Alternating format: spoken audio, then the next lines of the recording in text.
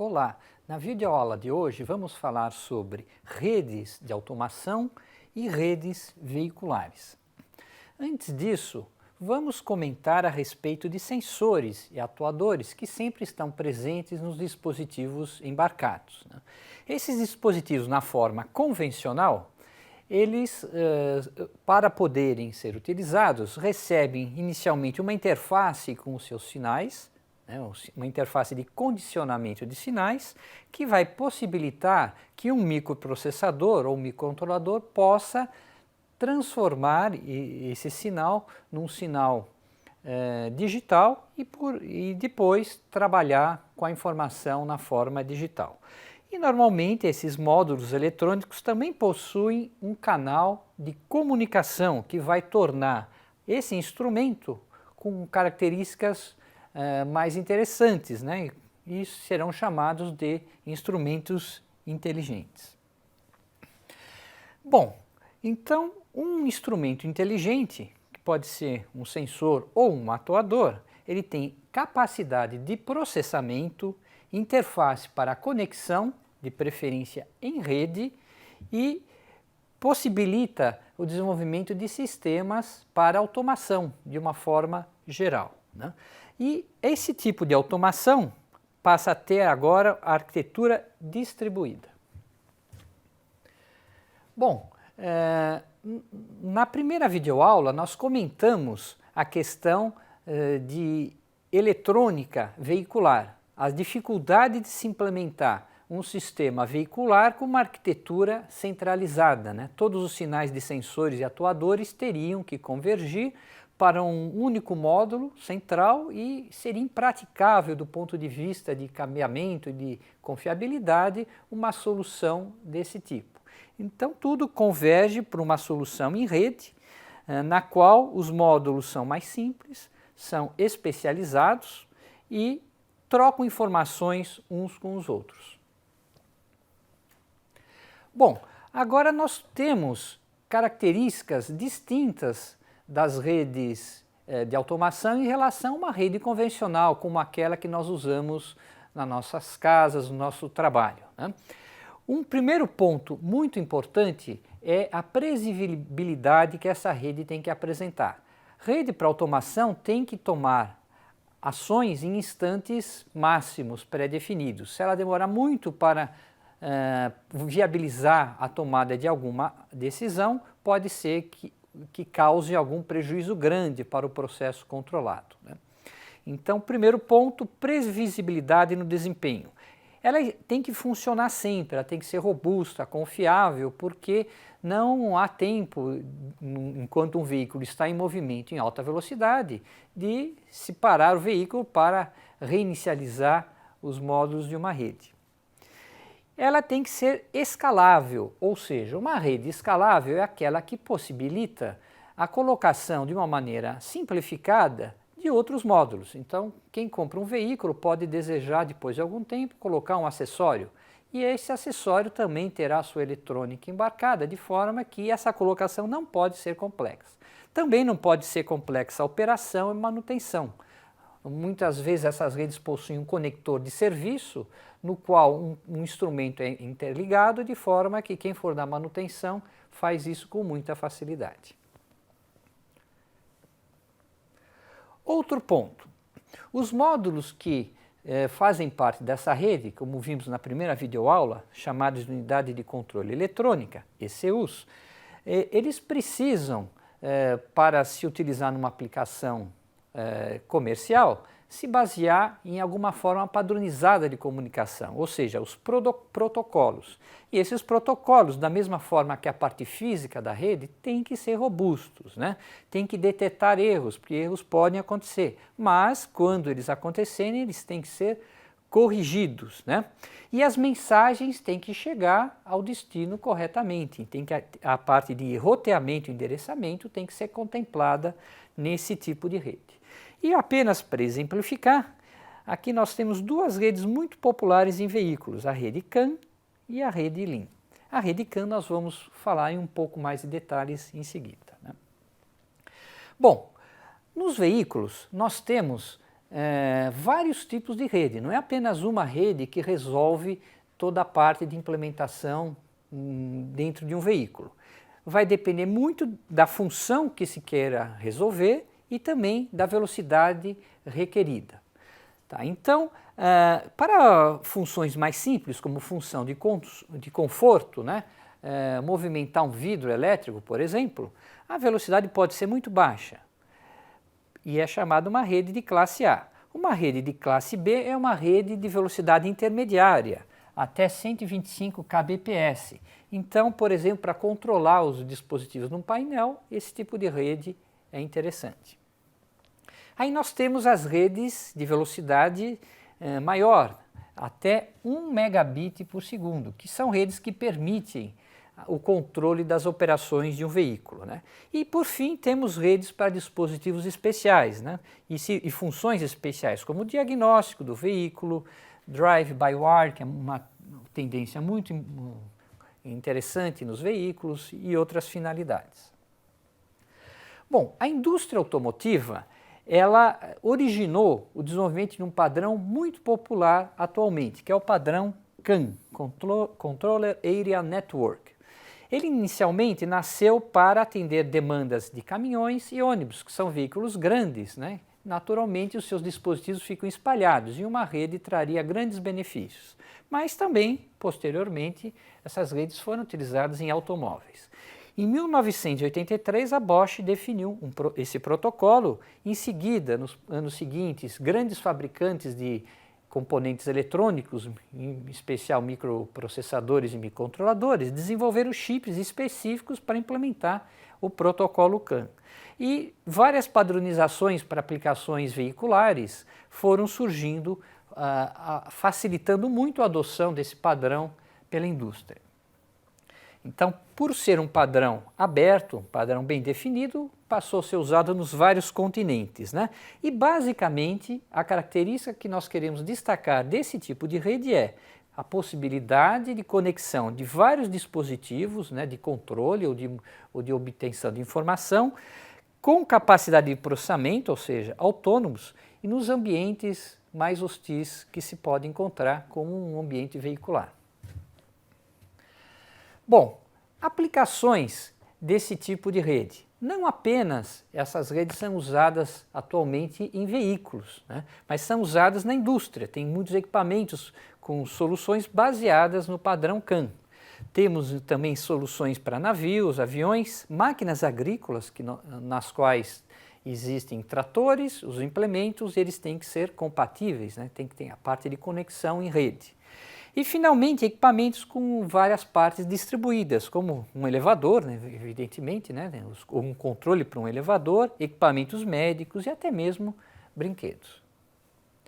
Bom, vamos falar agora da taxa de comunicação dessa rede. Qualquer rede, ela apresenta limitação na velocidade máxima na qual pode ser utilizada. E essa limitação está implicitamente ligada ao tamanho da rede, ao tamanho dos cabos.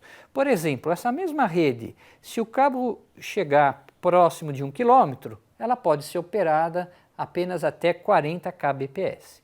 Porém, se a rede tiver cabos curtos, até 1 megabits por segundo, é o que mostra esse gráfico.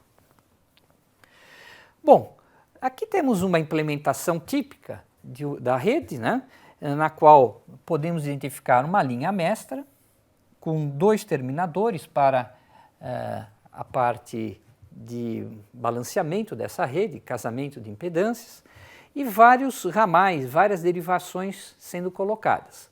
E o número máximo de módulos ou nós da rede que nós podemos ter na rede CAN é até 64. Então podemos ter um número razoável de dispositivos na rede CAN. O cabo, ele prevê 4 fios, par trançado. Vamos dizer por que o par tem que ser trançado em seguida. Mas nesses 4 fios vamos encontrar a alimentação, o VCC e o Terra, para alimentar os módulos eletrônicos, e os fios de transmissão de dados, chamados de CAN High e CAN Low.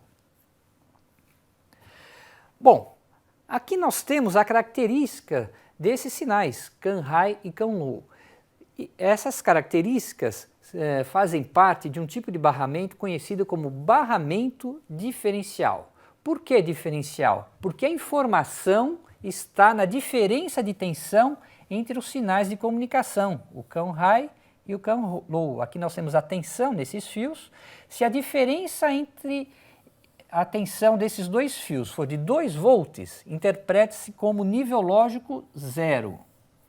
Se a diferença for 0, interprete-se como nível lógico 1. Então, essa é uma característica dessa rede. E por que é uma rede pouco sensível a interferências? Exatamente por usar par trançado. Então, se um ruído ele aparece aqui, ao longo da comunicação, ele também vai aparecer da mesma forma aqui, porque os fios estão muito próximos. Como é feita uma subtração das informações, os ruídos se anulam. Então a rede ela é muito robusta, suporta ambientes ruidosos e pouco sensível a interferências eletromagnéticas. Bom, essa robustez também se manifesta na parte de detecção e correção de erros, como nós já comentamos, e até mesmo em problemas que podem acontecer num veículo que passa num buraco, sofre algum tipo de solavanco, né? Se um dos fios de comunicação quebrar, a rede pode continuar funcionando, não no modo diferencial, mas a informação ainda pode ser recuperada. E se um dos fios de comunicação entrar em curto, ou com VCC, ou com terra, também a rede continua funcionando. Então essa é uma característica muito importante da rede CAN.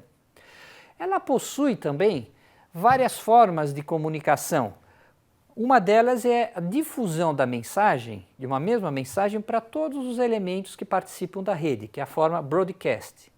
E tem a forma multicast, que cada módulo pode aceitar um grupo de mensagens. Nós definimos previamente quais mensagens cada módulo pode aceitar.